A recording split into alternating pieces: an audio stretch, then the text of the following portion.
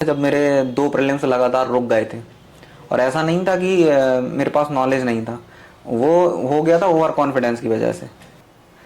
नाक से ही तो सांस लेते हैं, आपने लिया और ए भर दिया उसमें, राइट। जबकि सही आंसर तो लंग्स है। मतलब इंतजार करते हाँ, रहे। कि आप ठीक थोड़ा है। सा सोच के 1 2 3 4 चौथे ऑप्शन तक। पहले आपके मन में ऐसा कब लगा कि मुझे एमपीपीएस की तैयारी करनी चाहिए? क्या?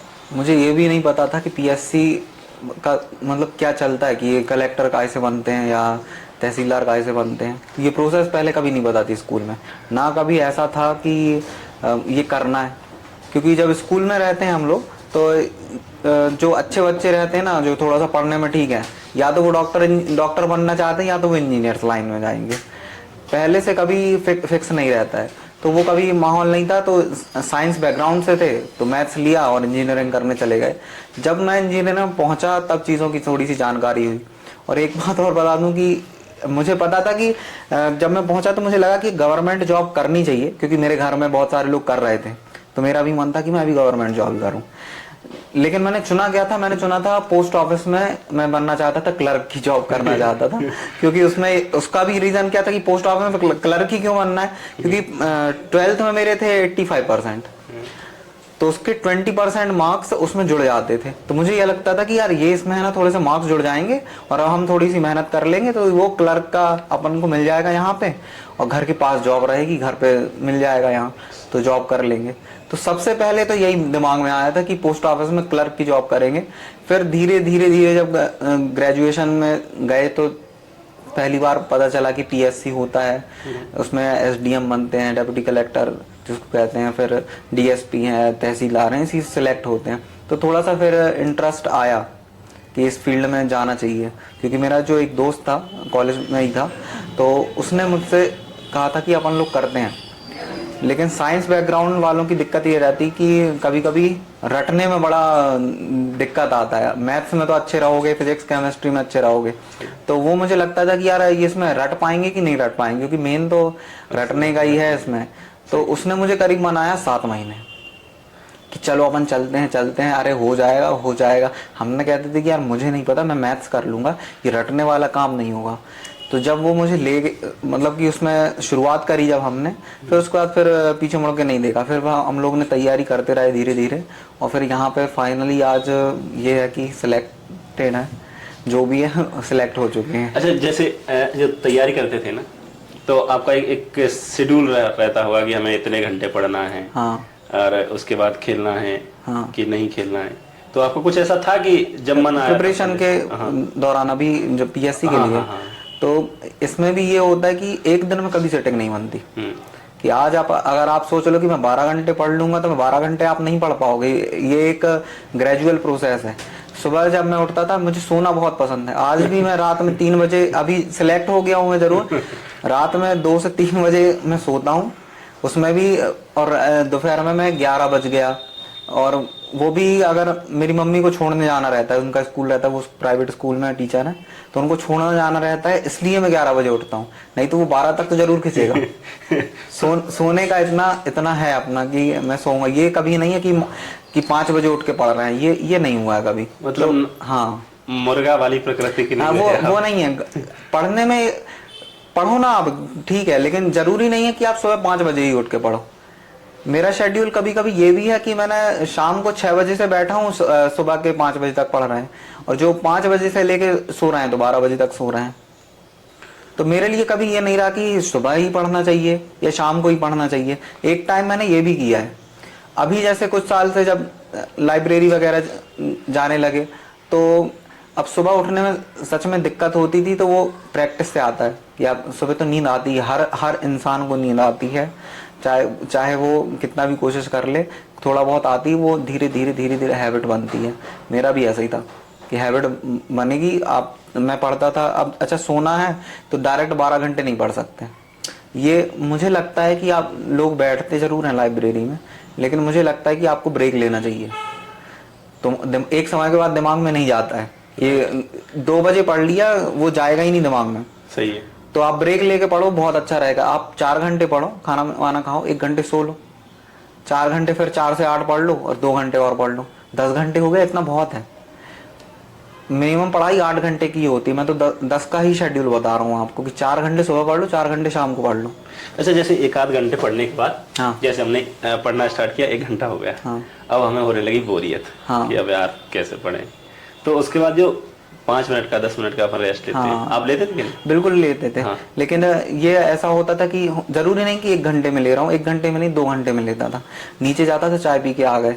अच्छा, जो ऐसे लोग हैं जो उस रेस्ट में 1 घंटे में 2 घंटे में जब भी आप लो, हाँ, उसमें मोबाइल चलाना पसंद करते हैं? बिल्कुल मैं चलाता था। शॉर्ट्स देखना पसंद बिल्कुल करते थे?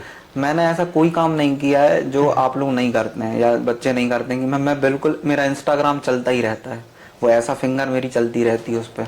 ठीक है, तो आप भी इंस्टाग्राम इनका देख लेना, हम डिस्क्रिप्शन में दे देंगे। हाँ, वो चलता ही रहता है। मैं थोड़ा सा एक्टिव रहता हूँ उस पर, इंस्टा पे।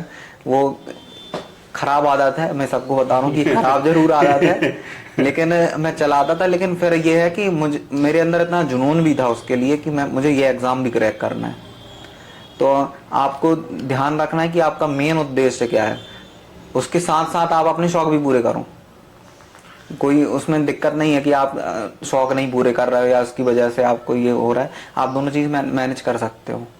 अच्छा, जैसे कोई आईआईटी से आता है ना, कोई सिंपल कॉलेज से पढ़ के आता है, कोई डिस्टेंस से आता है, तो ये चीजें कुछ मैटर करती हैं सिलेक्शन में कि नहीं करती हैं? कि इसमें ये होता है कि जो आईआईटी है, जैसे कि आईआईटी के लिए आपने प्रिपरेशन करी जेईई की, तो बच्चे बहुत कम उम्र में मेहनत करना सीख जाते हैं।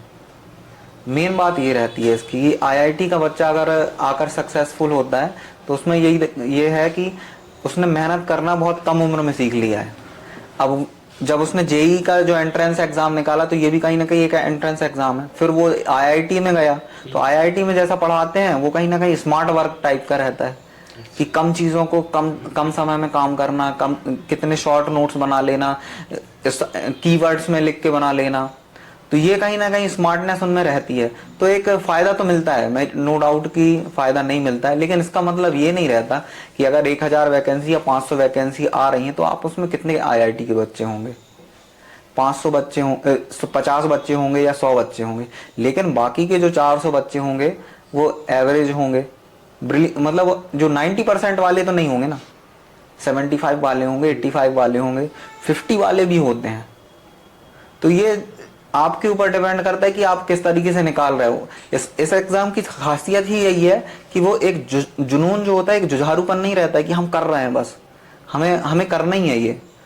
तो ये इस एग्जाम की खासियत रहती है कि आपके अंदर पैशन जरूर होना चाहिए इसके लिए कि ये निकालना ही है। आप इसको करियर की तरह मत लो, ये अलग ही चीज है, ये थोड़ा सा नशा इसका अलग रहता है। एक बार आपका प्रीलिम्स निकल गया है तो आप छोड़ नहीं सकते फिर उसको।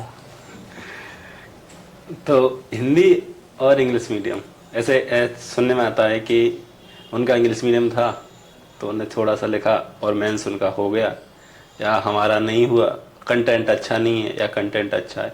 ऐसे कई सारे टॉपिक गूंजते रहते हैं लोगों के मनों में, तो आप कुछ कहना चाहेंगे इस पर? मुझे लगता है कि अभी जो सिनेरियो चल रहा है कहीं ना कहीं मिथ है थोड़ा सा कि हिंदी वाले सिलेक्ट नहीं हो रहे हैं या इंग्लिश वाले सिलेक्ट हो रहे हैं, थोड़ा सा। क्योंकि हिंदी, अब एमपीपीएससी में हिंदी का कंटेंट बहुत अच्छा है, इंग्लिश का कंटेंट कम मिलता है लेकिन हिंदी का कंटेंट मिलता है। जो अभी जैसे 2020 के टॉपर हैं वो हिंदी से टॉपर हैं। तो ऐसा नहीं है कि सिलेक्ट नहीं हो रहे हैं बच्चे, लेकिन हो सकता है कि आपको थोड़ा स्मार्टली वर्क करना पड़े।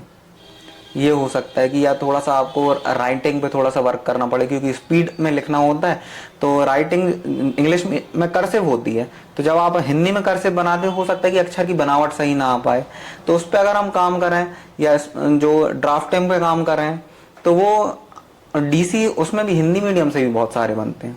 अगर आप देखोगे ना लिस्ट उठा के तो ज़्यादातर बच्चे हिंदी मीडियम के ही हैं जो सिलेक्ट हुए हैं। पोस्ट वाइज थोड़ा सा डिफरेंस आ जाता है, ये बात सच है कि इंग्लिश मीडियम को कभी कभी थोड़ा सा लगता है, लेकिन इसका मतलब ये नहीं है कि बहुत ज़्यादा फर्क है, थोड़ा बहुत है। ये तो है कि थोड़ा बहुत चलता है। मतलब कि मीडियम का और आपके ग्रेजुएशन का जो बैकग्राउंड है दोनों का ही फर्क पड़ता है। हाँ। अच्छा, आपका 7वां अटेम्प्ट था जिसमें आप सिलेक्ट हुए। हाँ, इससे पहले 6 अटेम्प्ट निकल गए, 6 अटेम्प्ट है ना? निकले थे। तो 6 अटेम्प्ट में आपको एक बात को मेरा ऐसा विश्वास है पर्सनली कि आपको एक बार को तो जरा जरूर लगा होगा यार कहाँ चक्कर में पड़े हैं यार, 6 साल हो गए इस चीज को दे दिए और कुछ हासिल नहीं हो रहा है, तो आपका मन नहीं डगमगाया कभी कि यार? ये तो नहीं लगा कि 6 साल दे दिए हैं कि इस चक्कर को छोड़ दें, लेकिन ये जरूर लगा था कि कहाँ पे गलती हो रही है, कहाँ पे नॉलेज में कमी हो रही। तो वो फेस हमेशा ही आता है जब आप फेल होते हो ना, तो फेल होते हो तो आपका कहीं ना कहीं एक हार्ट ब्रेक तो होता है, क्योंकि आप एक पैशन को, ड्रीम को फॉलो कर रहे हो, और जब वो आपको ना मिले तो फिर दुख तो होता ही है। थोड़ा सा डिप्रेशन वाली सिचुएशन भी आई थी। 17 का टाइम था जब मेरे 2 प्रीलिम्स लगातार रुक गए थे, और ऐसा नहीं था कि मेरे पास नॉलेज नहीं था, वो हो गया था ओवर कॉन्फिडेंस की वजह से। मैंने मान लिया कि यार 15 का निकल गया मेरा, और अच्छे खासे मार्क्स से निकल गया, 86-87 मार्क्स थे। मैंने कहा यार अब तो निकल ही जाएगा, अब तो कोई दिक्कत नहीं है। और जब आप ऐसा सोच लेते हो ना कहीं आप मिस्टेक तो करते ही हो, और वही जल्दबाजी में थोड़ी सी मिस्टेक हुई दोनों टाइम पे, और वो नहीं निकला। तो ये उसमें तो होता मतलब है। कि क्विट करने से पहले अपनी गलतियां एक बार हाँ, देख लेना चाहिए कि हम आपको कहाँ है ना गलत जा रहे हैं। अपने अंदर विश्वास होना चाहिए कि मैं आज गलती हो रही है मेरे से जरूर, लेकिन मैं कल उनको पॉलिश कर लूंगा। आप गलतियों को जितनी जल्दी स्वीकार कर लोगे ना, उतना अच्छा रहता है। कि आप बहाने मत बनाओ कि यार मेरे वो तबीयत खराब हो गई थी, इस वजह से नहीं निकला, पेपर कठिन आया था। कैंडिडेट तो उतने सिलेक्ट हो रहे हैं जितने होना चाहिए, आप नहीं हो सिलेक्ट। तो ये आपका बहाना है कि ऐसा हो गया वैसा हो गया। तो अपनी गलतियों को स्वीकार कर लो और पॉलिश कर लो उस चीज को कि मैं ये हुआ था, मैं और वर्क करके चीजें सुधार लूंगा। और सुधार गई थी मेरी चीजें। मैंने मान लिया था कि ओवर कॉन्फिडेंस का नतीजा है, मैंने काम किया, उस पर हो गया। कभी प्रीलिम्स तो कभी नहीं रुका मेरा। अच्छा, जैसे आपने 2015 या 16 से तैयारी स्टार्ट की थी, पहले कोचिंग का कल्चर था, हर कोई कोचिंग जा रहा था, बहुत सारी संस्थाएं खुली हुई थी, ऑफलाइन सिस्टम बहुत अच्छे तरीके से चल रहा था। कोविड ने कुछ अफेक्ट किया आपकी तैयारी को? कोविड के दौरान ऐसा कुछ हुआ हो? कोविड के टाइम पे ना, कोविड का टाइम ऐसा था, सबके लिए टफ था। और मैंने किताबें थी मेरे पास। अच्छा, उस टाइम पर ये हुआ था कि अचानक से भागना पड़ा था। मुझे भी नहीं पता था कि लॉकडाउन लग जाएगा। वो अचानक से मैं घर पहुंच गया था 2-3 किताबें लेके, लेकिन मैंने उस टाइम पे ना पढ़ाई नहीं करी है। वो जो घर की जो सिचुएशन सबकी चल रही थी ना, वही मेरी चल रही थी। कि ये ऐसा नहीं था कि मैं पढ़ाई कर रहा था बैठ के, वही लूडो खेल रहे हैं बैठ के, फोन पे बात चल रही है, दोस्तों से बात चल रही है, घर पे बात चल रही है, लेकिन पढ़ाई का कार्यक्रम मेरा तो नहीं चला था। अच्छा, आप पढ़ने में बचपन से एक एवरेज स्टूडेंट थे कि मौज मस्ती करना, पढ़ना, सारी चीजें करना? नहीं, मेरा ये था कि सिर्फ पढ़ाई नहीं करना है मुझे। मेरा ध्यान इतना भटकता था, मेरा ध्यान मैं बता नहीं सकता आपको। उसकी वजह से मुझे ये घर में बहुत डांट पड़ती थी कि यार तुम पहुंच गए, खेलने पहुंच गए, या तुम ये काम कर रहे हो, या पढ़ाई नहीं कर रहे हो, ये नहीं कर रहे हो।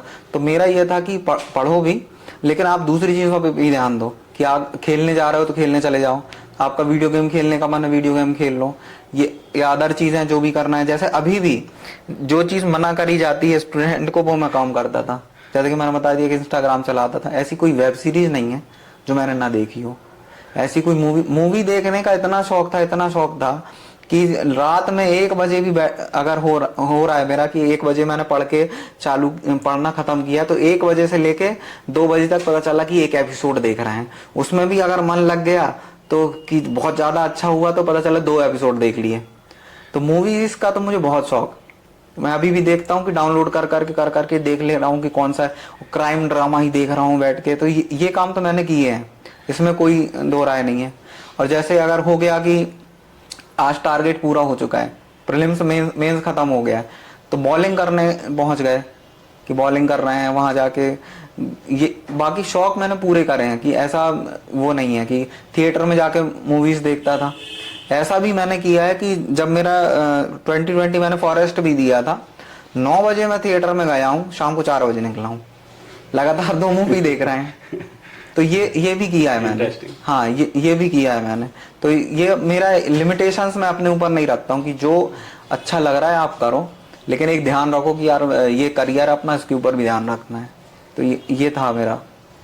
अच्छा, तैयारी के दौरान एक समस्या और आती है सबसे बड़ी, कि जैसे आपको 6-7 साल तैयारी करते करते हो गया था ऑलमोस्ट, तो घर वालों को लगने लगता है एक तो कि यार इतने दिन हो गए तो सिलेक्शन क्यों नहीं हो रहा है। और सबसे बड़ी बात है कि जिस सराउंडिंग से हम बिलोंग करते हैं वहाँ घर वाले तो चलो ठीक है, उनके तो सिर्फ पैसे जा रहे हैं, उनका बच्चा मेहनत भी कर रहा है, उनको पता भी है। अड़ोस अड़ोस वाले मौसा जी, फूफा जी के और वो रिश्तेदार वो आके, क्यों उनका लड़का तो सिलेक्ट हो गया, तुम्हारा क्यों नहीं हो रहा है, कुछ गड़बड़ है क्या। तो ये चीजें फेस की होंगी कहीं ना कहीं यहाँ पे। घर पे कभी ये वाला माहौल नहीं था कि मम्मी पापा ने आज तक कभी नहीं टोका कि तुम ये काम करो। जैसे मैं स्कूल में था तो अगर कोई चीज़ रहती भी है ऐसी तो मम्मी पापा को थोड़ा सा लगता है कि सिलेक्ट हो जाए तो थोड़ा सा सेटल हो जाए चीज़ें, लेकिन उन्होंने कभी ये नहीं कहा कि तुम छोड़ दो, ये बार बार फेल हो रहे हो, तुम कोई और करियर ऑप्शन चुन लो। बाहर के लोग हो सकता है कि सलाह देते हो उनको कि थोड़ा सा कहीं और देख ले या देख ले, लेकिन मम्मी पापा ने कभी नहीं कहा। और मेरे घर में खुद ही सिलेक्ट थे, एक थोड़ा सा लेट जॉब लगी थी तो वो बहुत सपोर्टिव माहौल था कि मेरी जैसे मेरी चाची थी तो वो वर्ग 1 में सिलेक्ट हुई थी, तो वो उन 30 एज होने के बाद सिलेक्ट हुई थी। मेरे जो चाचा थे सिविल इंजीनियर थे, वो भी 30 एज होने के बाद सिलेक्ट हुए थे। और जैसे आपने कहा कि पड़ोस वाला है, तो पड़ोस में भी पता नहीं, मुझे लगता है कि कहीं ना कहीं ये एक ब्लेस्ड था मैं कि पड़ोस में भी ऐसे लोग थे जो गवर्नमेंट जॉब में थे और थोड़ा सा लेट सिलेक्ट हुए थे, तो मेरे मम्मी पापा ने वो स्ट्रगल देखा था उनका भी, तो इसका मुझे बहुत फायदा मिला कि वो उनको लगता था कि यार ये हो जाएगा, वो यही कहते कि तो थोड़ा समय लगता है, हो सकता है कि अब हो जाएगा अब हो जाएगा। तो मेरे अंदर भी विश्वास था और उनके अंदर भी विश्वास था कि ट्रैक सही है, आज फेल हो रहा है लेकिन कल हो सकता है कि सिलेक्ट हो जाएगा, क्योंकि बिल्कुल बहुत ही कम डिफरेंस होता है कि आज हो सकता है कि आप फेल हो गए और कल आपका हो सकता है कि कल आपका रिजल्ट आए और आप सिलेक्टेड हो। यही तो डिफरेंस होता है थोड़ा सा, बस थोड़ा सपोर्ट करना चाहिए जैसे मेरी फैमिली ने किया था। तो अदर स्टूडेंट वगैरह जो हैं जिनकी फैमिली है उनको भी सपोर्ट करना चाहिए कि अगर वो सही डायरेक्शन में काम कर रहा है तो आप थोड़ी सी अपनी लिमिट पुश कर दो। अगर आपके पास 2 साल का प्रिपरेशन का टाइम है, आप 2 साल और दे दो उसको, तो हो सकता है कि चीज़ें बहुत बेहतर हो जाएं। क्योंकि आज का टाइम ऐसा है कि जो स्टूडेंट रहता है ना उसके माइंड में प्रेशर बहुत रहता है। आप सोचो कि वो फेल हो गया, उसका प्रेशर अलग है, तो वो चिल ही नहीं कर पा रहा है, वो देख ही नहीं पा रहा कि यार ये वेब सीरीज कौन सी है। मैं तो देखता हूँ कि यार भैया एक मेरे दोस्त हैं तो उनका सिलेक्शन नहीं हुआ, तो उनने क्या किया कि स्मार्टफोन छोड़ के कीपैड फोन पे आ गए। तो मैं उनसे कह रहा था कि यार तुम कर क्या रहे हो, तुम वही लेके आओ फोन, इससे कुछ नहीं होगा, आराम से तुम चिल करो यार, बिल्कुल टेंशन मत लो, आज फेल हुए कल सक्सेसफुल हो जाओगे, तो कोई दिक्कत नहीं, आप जो चल रहा है ना वैसे ही चलो, सब अच्छा होगा। अच्छा, स्टूडेंट्स में एक मिथ है कि अगर आपकी गर्लफ्रेंड है हाँ तो आपका सिलेक्शन शायद ही यकी हो, आपकी थी क्या? देखो ये ठीक है आपकी थी कि नहीं वो ठीक है, अब पब्लिक प्लेटफॉर्म है ये सारी चीजें। मुझे ये लगता है कि आपके ऊपर है कि आप किस चीज को चुन रहे हो, किसे कौन सा पार्टनर चुन रहे हो। यदि बहुत सिंपल सी बात होती है कि अगर आपको जज करना है कि आप सही जगह नहीं हो, कि आपकी अगर ग्रोथ नहीं हो रही है, आपने करियर डिसाइड किया, आपका मन ही नहीं लग रहा है उस काम में, यदि वो आपको सपोर्ट ही नहीं कर पा रहा है, तो कहीं ना कहीं आपने इंसान चुनने में गलत कर दिया है। बहुत सारे लोग ऐसे हैं जिनकी गर्लफ्रेंड थी और आज दोनों सेलेक्ट हैं, या वो बंदा तो सेलेक्ट है या वो बंदी तो सेलेक्ट है। तो ये आपके ऊपर है कि आपने कहीं जिद तो नहीं पाल के रखी, आपका भ्रम तो नहीं है कि पता चला है चिड़चिड़ापन आ गया, गुस्सा आ गया, पढ़ ही नहीं पा रहे हैं, अरे ऐसा लग रहा है वैसा लग रहा है, दोस्त को शिकायत कर रहे हैं, तो ये आपके ऊपर है। तो आप ध्यान रख लो कि ये बहुत ही, ये किसी भी रिश्ते को जज करने का सीधा हिसाब है कि आपकी ग्रोथ हो रही है नहीं हो रही है। बाकी अगर नहीं है ना भाई, तो मैं तो कह रहा हूँ जनगणना में शामिल हो तुम। आज की अभी आज के समय में सबकी होती है, चाहे बंदा हो चाहे बंदी हो, ठीक है। तो क्योंकि यही उम्र है पढ़ाई की भी और यही उम्र होती है ये सब करने की भी, एंटरटेनमेंट की भी, बढ़िया घूमने की भी यही उम्र होती है। तो वो आपके ऊपर है, तो यही है कि है तो ठीक है लेकिन वो चुनो आप। अच्छा, दिल्ली में आमतौर पे कैफे कल्चर नहीं पाया जाता, अपने इंदौर में कैफे कल्चर पाया जाता है। ठीक है। और मोस्ट ऑफ लाइब्रेरी की 50% के आसपास या कोचिंग के स्टूडेंट्स कैफे पे पाए जाएंगे। तो क्या क्या क्या लगता है, कैफे फायदा कर रहे हैं स्टूडेंट्स को कि नुकसान कर रहे हैं? कैफे तो देखो उनने तो अपने लिए खोला है ना, ये तो तुमको डिसाइड करना है कि तुमको कितने टाइम बैठना है। मैं किसी भी चीज को ना गलत नहीं मानता हूँ, लेकिन तुमने क्या डिसाइड कि तुम आए हो पढ़ने के लिए, अब तुम ज्यादा टाइम 8 घंटे अगर तुम कैफे 4 घंटे कैफे में बैठे हो तो तुमने अपना ही नुकसान कर लिया है। तुम पढ़ने के लिए तो आए नहीं हो ना, इसका मतलब तो यही हुआ कि तुम पढ़ने के लिए नहीं आए हो। तो वो तुम डिसाइड करो कि तुमको कितना टाइम देना है। कोई गलत नहीं है, आप बैठो बढ़िया जाके, तो क्योंकि माइंड फ्रेश करना भी थोड़ा तो जरूरी है ही। मैं खुद जाता था 2 घंटे पढ़ता था, 10 मिनट नीचे जाके चाय पीता जरूर था, लेकिन सराउंडिंग आप चुनो कि आप किसके साथ जाना चाह रहे हो। मन पे बहुत असर होता है चीजों का। तो स्टूडेंट्स, लास्ट में बढ़ते हैं, आपकी पीएससी की तैयारी कैसे की जाए। तो पूरे ऑल पीएससी जो एमपीपीएससी एग्जाम है उसकी अप्रोच प्लस मेंस की अलग, प्रीलिम्स की अलग और इंटरव्यू की अलग, क्या आपकी एक ही थी कि आपने सबके लिए अलग अलग स्ट्रेटजी बना रखी थी? एमपीपीएससी में यह है कि तीनों की अप्रोच अलग रहती, माइंडसेट बिल्कुल अलग काम करता है। जैसे कि मुझे लगता है कि आपको पहले मेंस पढ़ लेना चाहिए, उसके बाद प्रीलिम्स की प्रिपरेशन करनी चाहिए, फिर इंटरव्यू तो अलग ही चीज़ है। इंटरव्यू में क्योंकि वो सेगमेंट ही अलग हो जाता है। तो जैसे कि अगर आप प्रीलिम्स दे रहे हो तो होता ही है कि वो थोड़ा सा ऊपर का ज्ञान है, आप थोड़ा बहुत पढ़ोगे तो हो सकता है कि आपको पता चल जाएगा। बच्चे जाते, जैसे मैंने क्या किया था, मेरे साथ यही हुआ था कि ओवर कॉन्फिडेंस क्यों आता है, क्योंकि पहली बार में निकल गया। आप गए और आपने लिया पेपर और दिया 1 घंटे में 100 क्वेश्चन, और देख ही नहीं रहे हो कि कौन सा क्वेश्चन लगाना है कौन सा नहीं लगाना है, ध्यान ही नहीं दे रहे हो यार तुम। जल्दी शुरुआत में ना जो यंग एज रहती है ना, उसमें थोड़ा सा जोश भी रहता है कि रुक जाओ, भी लगा रहा हूँ, फटाफट लगा देता हूँ, अब भी दिखाता हूँ मैं, 100 क्वेश्चन बन गए। क्या कर लोगे? कुछ नहीं हो गया ना, नहीं हुआ ना सिलेक्शन। बजाय उसके कि आप धीरे करो, 1 2 3 4 5 अटेम्प्ट करो। पहले पेपर पढ़ लो, पूरा पेपर पढ़ो, तुमको पता चल जाएगा कि नेचर क्या है एग्जाम का। उसके बाद जाओ वो क्वेश्चन लगाओ जो 200% सही है आपके। बुक के क्वेश्चन का भी गलत नहीं होना चाहिए। अगर बुक के क्वेश्चन अगर गलत हो रहे हैं, 50 क्वेश्चन आए, आपने 5 गलत कर दिया, आपके बाहर होने के चांस सबसे ज्यादा बढ़ गए। यही तो होता है कि तुक्का वाले क्वेश्चन 20 क्वेश्चन 15-20 क्वेश्चन उनको मत गिनो। कुछ क्वेश्चन 20 क्वेश्चन टफ आते हैं, उसमें है ना, आप उसको एलिमिनेट करके कर लोगे। 20 जो टफ क्वेश्चन आते हैं ना, आप देख लेना कि हर बंदे के सही होते हैं, उसकी कोई दिक्कत नहीं आती, क्योंकि वो पहले से अवेयर है कि यार ये बन नहीं रहा मेरे पे। सही। तुम उसको तेजी में नहीं लगाओ। तेजी में किसको लगाओगे? तुम लगाओगे इसको। जैसे मैं अपना बता रहा हूँ, मैंने अभी 1-2 जगह और बताया ये बात।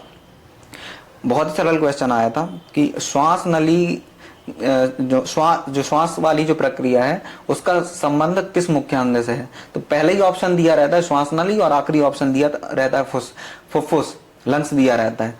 तो पहले ही आप देखोगे कि यार श्वास नली मतलब कि नाक से ही तो सांस लेते हैं। आपने लिया और ए भर दिया उसमें, जबकि सही आंसर तो लंग्स है। मतलब इंतजार कर हाँ, कि आप थोड़ा सा सोच के 1 2 3 4 चौथे ऑप्शन तक जाओ, दोस्त तक, तब आपको पता चलेगा। तो जल्दबाजी नहीं करना चाहिए। 3-4 बार में आप सेगमेंट डिसाइड कर लो, फिर करो, आराम से करो। सिलेक्ट हो जाओगे वो इम्पोर्टेंट है, जल्दी कर लिया वो इम्पोर्टेंट नहीं है। अच्छा, अगर कोई जैसे नया स्टूडेंट आते हैं और उनको अगर तैयारी करना है तो उनके लिए क्या हेल्पफुल रह सकता है? रिवीजन कैसे करें, पीवाईक्यू कैसे सॉल्व करें, आंसर राइटिंग कैसे करें, क्या पहले दिन से ही आंसर राइटिंग करनी है, इंटरव्यू की तैयारी साथ में कैसे करें? इन सारे क्वेश्चंस रहते हैं सभी स्टूडेंट्स के मन में।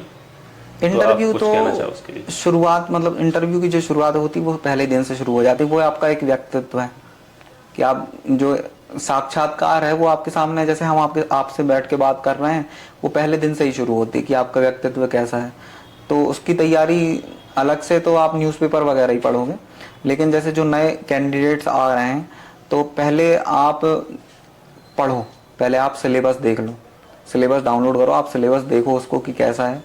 फिर उसके बाद आप कंप्लीट करो, धीरे धीरे एक सब्जेक्ट कंप्लीट करो, क्योंकि ये जो प्रोसेस है ना, ये ग्रेजुअल प्रोसेस है। धीरे धीरे आपको कंटेंट मिलेगा, आप उसको याद करोगे, आप फिर उसके बाद टेस्ट सीरीज ज्वाइन करोगे, टेस्ट में अटेम्प्ट करोगे। कभी मार्क्स कम आएंगे, हो सकता है कम आए, ज़्यादातर लोगों के कोई भी ब्रिलियंट नहीं आता है इसमें। मैं आपको बताऊं, IAS PCS में कोई भी ब्रिलियंट, बहुत रेयर केस है ब्रिलियंट आए, जो एक्स्ट्रा ऑर्डिनरी टाइप के रहते हैं वही बंदे आते हैं जो एवरेज होते हैं। और एग्जाम की भी डिमांड यही है कि आप बहुत एवरेज आते हैं, वो जुझारूपन दिखाते हैं, वो पैशन दिखाते हैं और सिलेक्ट होते हैं। तो ग्रेजुअल प्रोसेस है, आप पहले याद करो, टेस्ट में डिलीवर करो, कम मार्क्स आ रहे हैं नहीं आ रहे हैं, फिर आप ड्राफ्टिंग करना सीखो, फिर आप थोड़ा सा और सीखो कि कैसे कहीं मार्क्स कम हो रहे हैं, कंटेंट वगैरह ये सब डिसाइड करो। अब जैसे रिवीजन की बात है तो सबसे खराब आदत है हम लोग की, हम लोग पीछे पलट के नहीं देखते। अपनी पूरे भारतीयों की आदत है ये सही, right. कि अपन एक जगह से जहाँ निकल गए हैं अपन को देखना नहीं है पीछे। क्यों ईगो, आ जाता हाँ है। ईगो आ जा, पीछे नहीं देखेंगे अपन। तो ये जो आता है ना, ये पढ़ाई में भी आता है।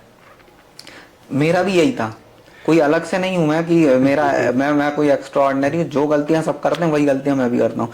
तो लेकिन होता ये है कि बोरिंग लगता है कि यार फिर से पढ़ना, क्योंकि बहुत वैसा सिलेबस है ना, सब्जेक्टिव सा सिलेबस है। तो आप ये करो ना कि वैरायटी लेके आ जाओ, आप मॉडल आंसर ले आओ बहुत सारी कोचिंग्स के, या जो टेस्ट सीरीज हो रहे हैं वही ले आओ, मॉडल आंसर्स वगैरह। उस सब्जेक्ट का पर्टिकुलर पूरा पढ़ लो तो नई चीज मिल जाएगी और प्लस रिवीजन हो जाएगा। क्योंकि इंपॉर्टेंट क्वेश्चन ही टेस्ट सीरीज में पूछे जाएंगे, या वो क्वेश्चन पूछे जाएंगे जिनके आने की पॉसिबिलिटीज ज्यादा है।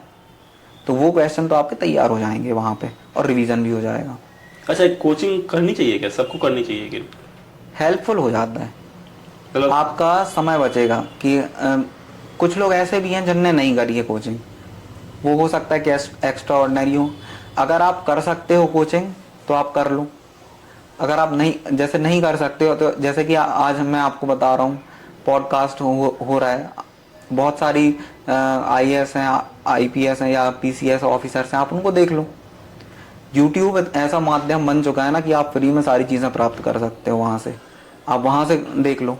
तो अगर आप मेंटोरशिप, क्या होता है कि मेंटोरशिप मिल जाएगी ना, तो आप थोड़ा सा वो समय बच जाएगा आपका, कि वहाँ पे जो आप स्ट्रगल करने वाले थे वो स्ट्रगल नहीं करना पड़ेगा। जो क्या होता है ना कि मान लो कि जैसे एक व्यक्ति आया, उसका 5 साल का अनुभव है, तो वो अपना अनुभव शेयर कर देता है, तो आपको वो 5 साल कम पड़ जाते हैं, आप वो कम समय में बता कर लेते हो वहाँ पे।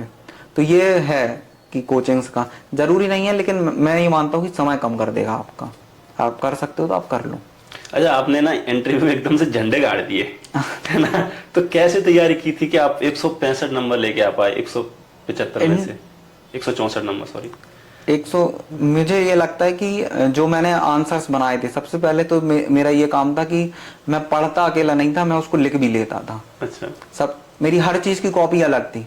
मेरी डेफ की कॉपी अलग थी, मेरी डिस्ट्रिक्ट की कॉपी अलग थी, मेरी ग्रेजुएशन की कॉपी अलग थी, मेरे जो करंट अफेयर्स हैं उनकी कॉपी अलग थी। तो मैंने हर चीज की कॉपी बनाई थी।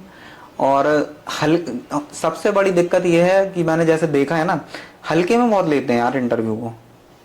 175 नंबर का है तुम्हारा स्लॉट है, वो तुम्हारा, जैसे मुझे 164 मिल गए, मेरे मेंस में थोड़े से कम मार्क्स हो गए थे, लेकिन उसने मुझे सही जगह पर पहुंचा दिया। अगर थोड़ा सा कम होता मार्क्स तो हो सकता था कि मुझे नीचे वाली पोस्ट मिल जाती। तो आप ना इंटरव्यू को हल्के में नहीं लेना चाहिए। कहते कि अरे हो गया, पढ़ लिए इतना, प्रीलिम्स पढ़ लिया, मेंस पढ़ लिया, हो गया। ऐसा नहीं है, आप उतना ही गंभीरता से लो जितना आपने मेंस लिया था। अच्छा। और जब आप पढ़ो तो क्योंकि वो जो सिलेक्ट कर रहे हैं ना, वो ऑफिसर सिलेक्ट करने जा रहे हैं, तो आप उसमें ध्यान दो कि प्रशासन को किस तरीके से हम कनेक्ट कर सकते हैं अपने साक्षात्कार में, अपने जो आंसर्स दे रहे हैं। जैसे कि मैं आपको एक उदाहरण बताता हूँ कि सबसे कॉमन क्वेश्चन होता है कि मैकेनिकल इंजीनियरिंग का प्रशासन में आप कैसे उपयोग करोगे। एक क्वेश्चन मुझसे ये हुआ था, एक क्वेश्चन हुआ था कि मैकेनिकल इंजीनियरिंग का आप महिलाओं के संबंध में उपयोग कैसे करोगे। ये मेरा तैयार नहीं था, ये दूसरा क्वेश्चन मेरा तैयार नहीं था, मेरा पहला वाला तैयार था। तो मैडम सर ने जब पूछा तो मैंने कैसे बताया कि उस समय क्या होता था कि ये मेरा मॉक पूरे खराब जा रहे थे ये वाले क्वेश्चन को लेके, कि मैकेनिकल इंजीनियरिंग एक ऐसी है जिसमें ना डायरेक्ट कुछ नहीं है। ईसी में आप बता सकते हो कि गवर्नेंस में हो गया, CS में बता सकते हो कि डिजिटलाइजेशन में हो गया, वो चीजें दिखती हैं। मैकेनिकल में मशीन कहाँ से लेके आ जाऊं मैं, इंडस्ट्री में जाके सुधारने तो लगूंगा नहीं। तो उसमें ये हुआ कि जब आप न्यूज़पेपर पढ़ते हो ना, तो आप जैसे कनेक्ट करते हो प्रशासन से, तो उसमें एक प्रोजेक्ट आया था, बिहार का एक दावा क्षेत्र है, तो उसमें महिला जो सरपंच थी उनको मिला था अवार्ड। तो वहां से मैंने वो आंसर उठाया था कि उसमें पूरा डिस्क्रिप्शन दिया था कि हमने एक पेपर प्लेट की हमने एक मशीन लगाई है, तो उससे उनने रोजगार क्रिएट किया, एक मैन्युफैक्चरिंग यूनिट बना दी, एक लेबलिंग पैकेजिंग बना दी, एक मार्केटिंग यूनिट बना दी, एक रोजगार का हाट लग रहा है तो राजस्व बना दी। तो एक चीज लगाने से 4 चीज बन गई। तो ये चीज मैंने उधर जाके बताई, तो ये सीधे प्रशासन से कनेक्ट कर गई। तो इसका शायद मुझे लगता है कि इम्पैक्ट पड़ा होगा वहाँ पे। अब जैसे यही क्वेश्चन हो गया था महिलाओं से संबंधित, तो मैंने वहाँ पर बता दिया कि हम एक सस्ते लेवल पे एक मशीन ऐसी ला सकते हैं जो सैनिटरी पैड को बना सकती है। कहीं ना कहीं ये चीज़ें महिलाओं को भावनात्मक रूप से, सामाजिक रूप से कनेक्ट भी कर जाती हैं। तो आप अगर इस तरीके से हो सकता है कि आंसर जोड़ो, तो मैंने ये है ना, मैंने दिमाग में सोच लिया था कि मैं ये बात ना कैसे बताऊंगा ही वहाँ पे, क्योंकि ये अच्छा आंसर है। मतलब कि इंटरव्यू की तैयारी करते दौरान आपको एक विशेष ख्याल रखना है कि आपको हर क्वेश्चन को या हर जो भी आप पढ़ रहे हो उसको हम प्रशासन में कैसे यूज कर सकते हैं, हाँ, ये अप्रोच रखनी है। करंट को आप है ना अपने आंसर में कैसे रिलेट कर पाओगे, वो बहुत अच्छा रहेगा। क्योंकि जहाँ पर वहाँ पर जो प्रोफेसर्स बैठे होते हैं या जो अध्यक्ष सर हैं, वो तो रोज पेपर पढ़ते हैं। अच्छा, इसमें एमपीपीएससी के एग्जाम में या किसी भी गवर्नमेंट एग्जाम में ऐसा क्यों नहीं होता कि अगर आपने एक बार वो प्रीलिम्स निकाल ली तो आपको अगली बार प्रीलिम्स नहीं देनी पड़े, डायरेक्ट मेंस देना पड़े, या आपने मेंस निकाल ली तो आपको इंटरव्यू देने का ही मौका मिले आपको? ये बात तो मैं भी बहुत सोचता था जब मेरा नहीं निकला था ना, तो मैं यही सोचता था कि यार 86 मार्क्स हैं, 81 गए, एक क्रेडिट बैंक होना चाहिए जहां पर मेरे 5 नंबर सिक्योर हो जाएं, और जब मेरा नहीं निकलेगा तो मैं डाल दूं। लेकिन एक प्रोसेस है, वो ऐसे ही चलती है, हर चीज जीरो से ही शुरुआत होती है। यहाँ तक हम लोग बात करते थे कि यार तुम्हारे 89 मार्क्स हैं, 2-4 मार्क्स मुझे दे दो, मेरा भी सिलेक्शन हो जाएगा। काश ऐसा होता कि उधार दे सकते मार्क्स। तो ये जैसे अभी नई शिक्षा नीति में क्रेडिट बैंक आया, इनको भी क्रेडिट बैंक लाना चाहिए कि तुम्हारे 85 में 4 नंबर क्रेडिट बैंक में जाके जुड़ जाएंगे तुम्हारे।